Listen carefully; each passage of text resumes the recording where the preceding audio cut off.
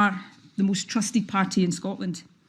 And while for every person in Scotland who loves me, there is another who, let's say, might not be quite so enthusiastic, we are firmly on course to win the next election, while our opponents remain adrift. But the longer any leader is in office, the more opinions about them become fixed and very hard to change. And that matters. Individual polls come and go, but I am firmly of the view that there is now majority support for independence in Scotland.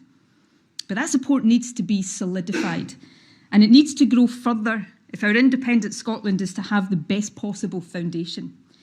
To achieve that, we must reach across the divide in Scottish politics. And my judgment now is that a new leader will be better able to do this. Someone about whom the mind of almost everyone in the country is not already made up, for better or worse. Someone who is not subject to quite the same polarised opinions, fair or unfair, as I now am. The good news, as the country will now get to see more clearly perhaps, is that the SNP is full of talented individuals more than up to that task. My second reflection is related.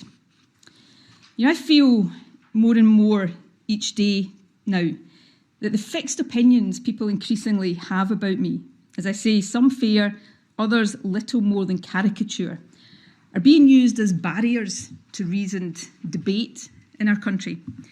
Statements and decisions that should not be controversial at all quickly become so. Issues that are controversial end up almost irrationally so. Too often I see issues presented and, as a result, viewed not on their own merits, but through the prism of what I think and what people think about me.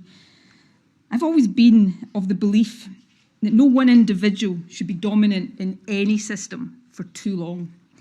But while it's easy to hold that view in the abstract, it is much harder to live by it. With this decision, I am trying to do so.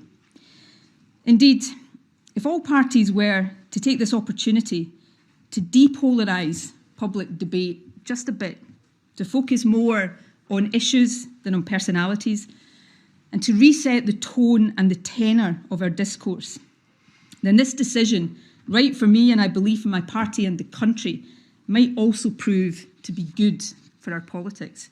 I certainly live in hope.